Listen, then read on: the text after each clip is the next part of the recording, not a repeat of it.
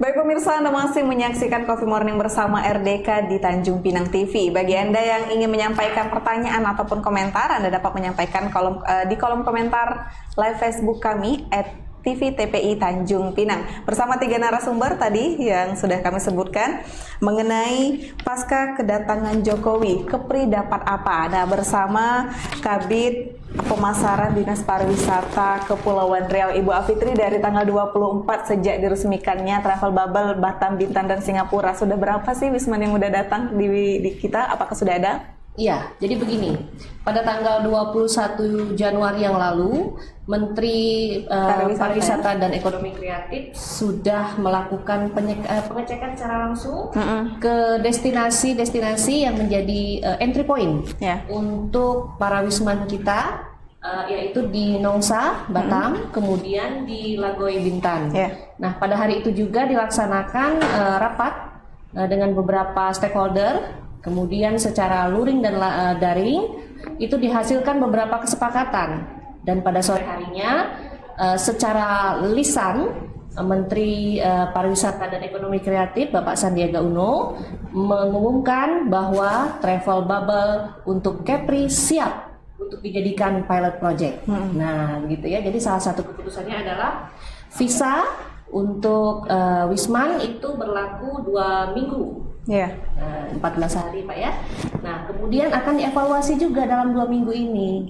Nah, jadi untuk Wisman yang datang, yang pertama kali walaupun merupakan delegasi secara resmi datangnya, tapi juga kita menghitungnya juga menjadi wisatawan, yaitu adalah rombongan dari Perdana Menteri. Nah, itu yang terhitung yang pertama begitu ya? Itu yang pertama, karena hadirnya di tanggal 24 persis di hari launchingnya travel bubble itu untuk Kepulauan Riau menjadi pilot project travel bubble di Indonesia.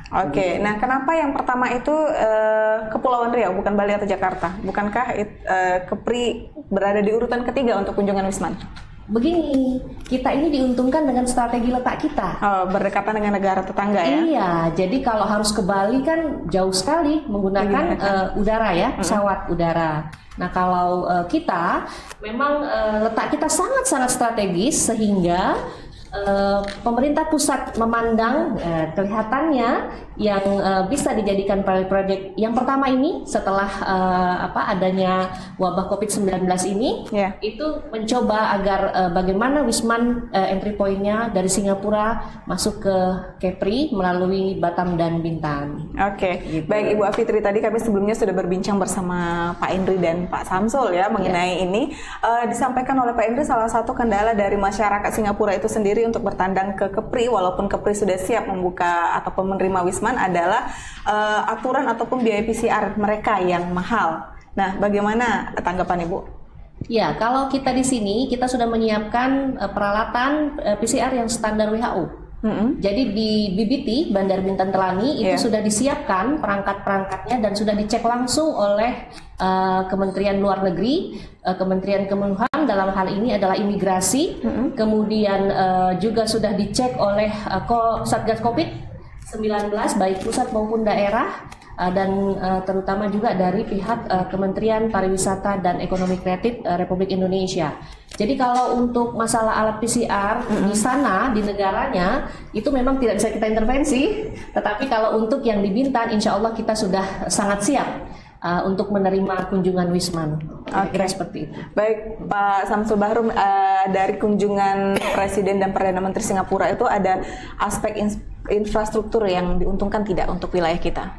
Ya, signal yang paling positif dari Pak Gubernur adalah ini tentu memperkuat juga yang sedang kita siapkan dan sudah disetujui oleh Bapak Presiden dan tingkat pembahasannya sudah sampai ke teknis benar, yaitu pembangunan jembatan Batam Bintan. Itu suatu super koridor jalan highway mulai dari Batu Ampar sampai ke Muka Kuning terus ke bandara. Bali Bandara Batam juga akan dijadikan satu Aero City kerjasama sama Incheon, kemudian ditarik sampai ke daerah Telaga Punggur. Di situ akan ada pijakan jembatan sudah 2 sekian kilo sampai ke Tanjung Sau terus bawa sampai ke Bintan. Dari Bintan ditarik ke BAI Bintan Industrial Estate, ke Nongsa, ke Lagoy, sampai akhirnya ke Simpang Batu 16, baru ditarik ke pelabuhan Free Trade Zone Sungai Kolak Kijang dan berakhir di kawasan KEK Galang Batang. Ini satu pesan positif di kehadiran Bapak Presiden sama Pak Perdana Menteri bahwa suatu kebijakan makro spasial mega project ini sedang diupayakan. Memang pada saat yang sama juga kemarin Menteri Dalam Negeri sama Wakil Menteri Pertahanan datang dalam rangka peletakan dan rangka peninjauan Karangsinga, satu atol Karangsinga yang menentukan titik perbatasan antara negara Indonesia, Malaysia dan Singapura. Nah, ini satu signal positif juga bahwa kita sudah mempersiapkan satu koordinat wilayah perbatasan untuk menghindari konflik-konflik perbatasan.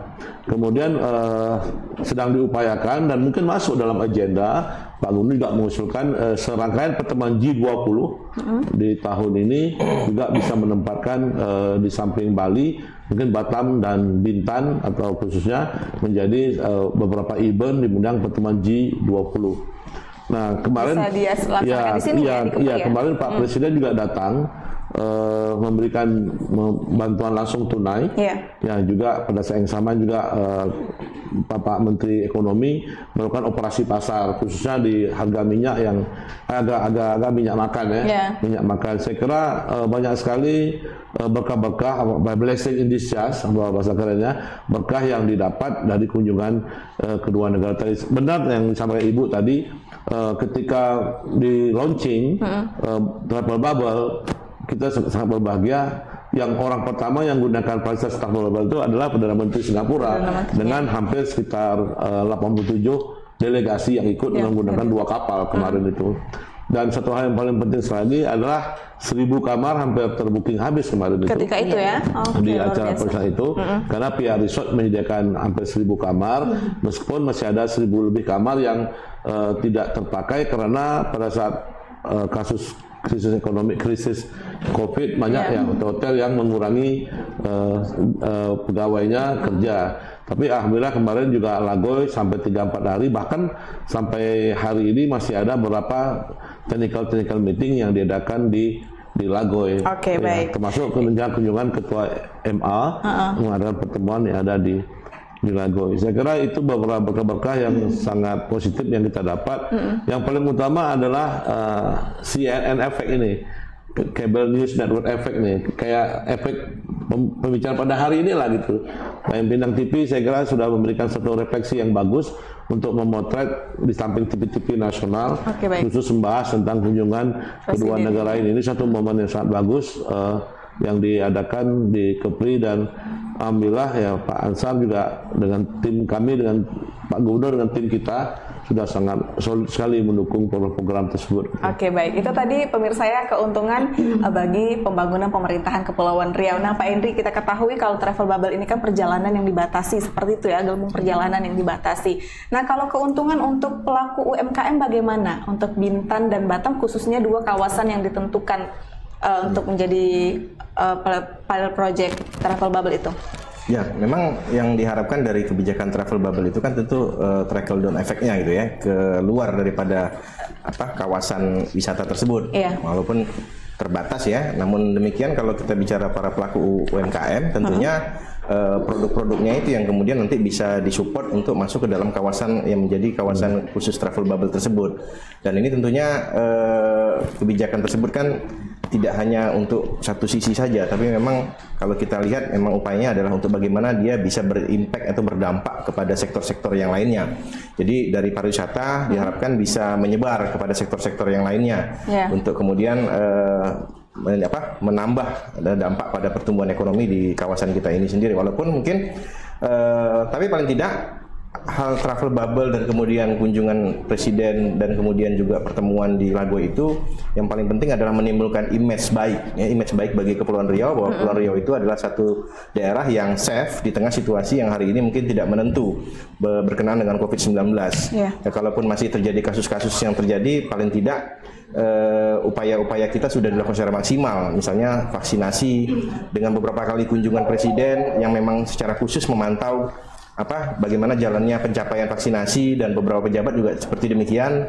ditambah dukungan dari segala elemen ya. Oke. Nah, itu menambah kesiapan dan kemudian dibuktikan oleh kehadiran Presiden, lalu kemudian delegasi-delegasi dari Singapura, dan itu saya pikir punya image yang sangat luar biasa. Dan hari ini tidak ada satupun pernyataan ataupun lain sebagainya yang negatif tentang atas kedatangan itu ya. Kedatangan Presiden dan pertemuan itu, khususnya di masyarakat Indonesia secara umum.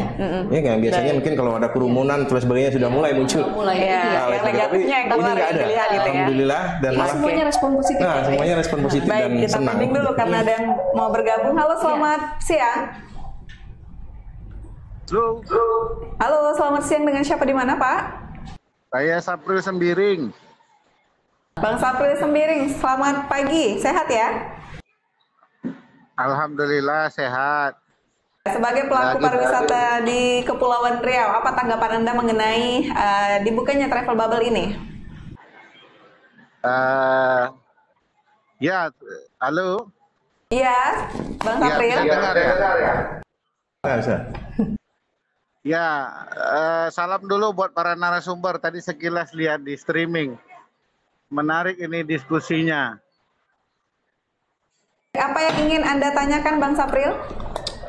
Ya, mungkin sampai saat ini juga teknis travel bubble ini juga kita belum dilibatkan ya, travel agent yang ada di sekitaran Pulau Bintan. Kita berharap ada sebuah arahan sehingga ada peluang usaha yang bisa kita raih di dalam. Tapi sepertinya sulit, ruangnya sempit bagi kita yang di luar kawasan ya. Nah, saya juga ingin berpesan bahwa sisi lain kita juga harus gigihkan, mungkin untuk pasar domestik ya. Jadi ini agak tumpang tindih nanti takutnya, karena memang ada beberapa kawasan yang tertutup bagi kita untuk mendistribusi wisatawan ke kawasan yang sudah dimasukkan dalam travel bubble. Ini notice yang kita tahu dulu ya, sebelum ini ditandatanganin. Tapi untuk terupdate sekarang kita juga belum dapat petunjuk yang konkret ya, petunjuk yang lengkap. Nah, harapan kami mungkin pemerintah daerah juga memberikan sosialisasi lah kepada kita teman-teman pelaku pariwisata, khususnya travel guide, dan mungkin kita bagaimana mengoptimalkan destinasi yang beyond Bintan Resort.